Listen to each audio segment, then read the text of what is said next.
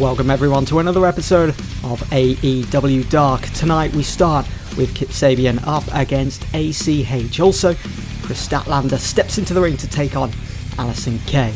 We'll also see Brandon Cutler in action against the perfect Sean Spears. And tonight's main event will be Santana against Jungle Boy. So we kick this episode of AEW Dark off with the bout between ACH and Kip Sabian. Bit of a feud developing over the last couple of Darks. These two step into the ring once again, and it's ACH that comes out on top again after beating Kip Sabian in 8:52 by pinfall with a fast roll-up, so it wasn't even that decisive of a win. It was just a quick one, as we are slowly but surely building up ACH for something maybe a bit special in the future. We'll have to wait and see. But it got 52. Really decent start to this week's Dark, I think. The future is certainly looking quite bright at the moment with some of the signees that we've managed to bring in. Then we move into our next match between Chris Statlander and Allison Kay, and this absolutely bombed. It got a 19.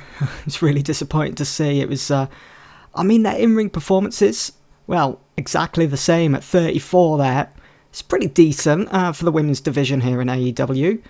But the thing that lets it down was the crowd were pretty vocal. They didn't really want to see these two in action for some reason. I'm not sure why. In real life, we would want to see this happen.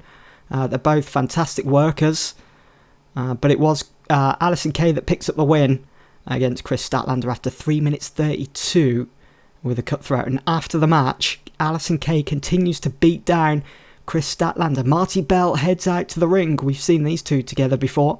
Stares down Allison Kay and then turns and attacks Chris Statlander.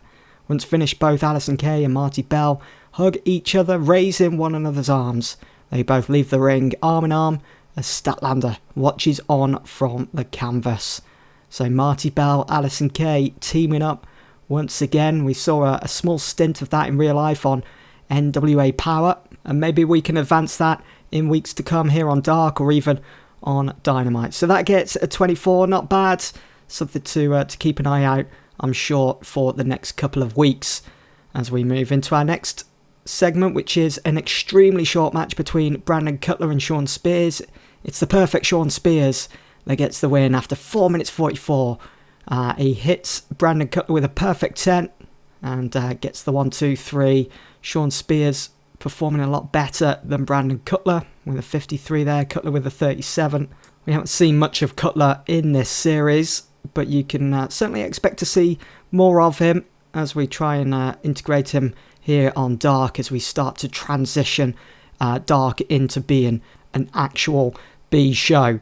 Then up next we get a quick advertisement which is played promoting AEW's next event, AEW Halloween Havoc, featuring stars such as Jericho Moxley, Omega, Page, Matt and Nick Jackson, the Young Bucks, Cody and CM Punk this October. Don't miss it. We are about 2 weeks away from that pay-per-view. Really excited for you guys to see it. We're going to be using it as almost like a bridging pay-per-view, setting us up for Full Gear, which is in the second week of November. So overall, positive reaction. We get a 67 for the segment. I was hoping, using the names of Jericho, Moxley and that, we was going to be reaching the 70s, but not to be, unfortunately, as we move into our next match between Santana and Jungle Boy. Santana being part of the Inner Circle, Jungle Boy part of the Jurassic Express, and it's Santana that picks up the win after 9:51. Things aren't looking good for Jungle Boy at the moment. In the last episode of Dark, he lost to Kenny Omega, then got attacked by Lance Archer, and now here he is losing to Santana in just a singles match.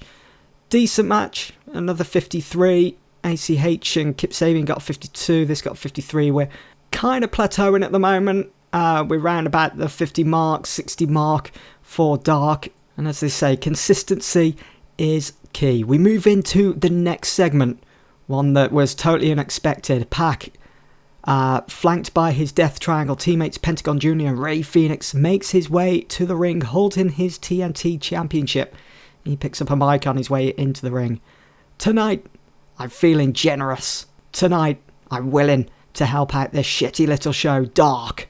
I'm willing to be the first champion in AEW to put his title on the line here on YouTube against any shitty competitor backstage, except if you dare.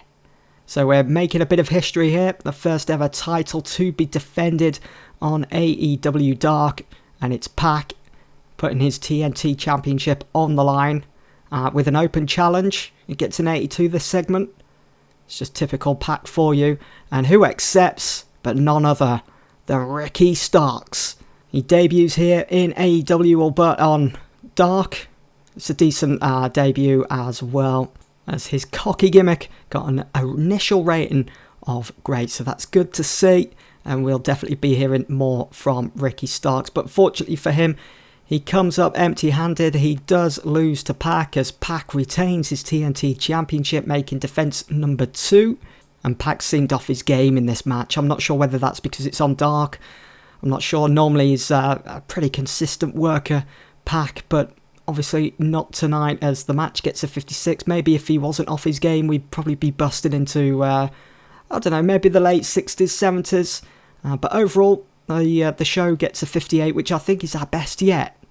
I think that's a few pointers up from last week's episode of Dark, which got 55. So 58, really pleased with that.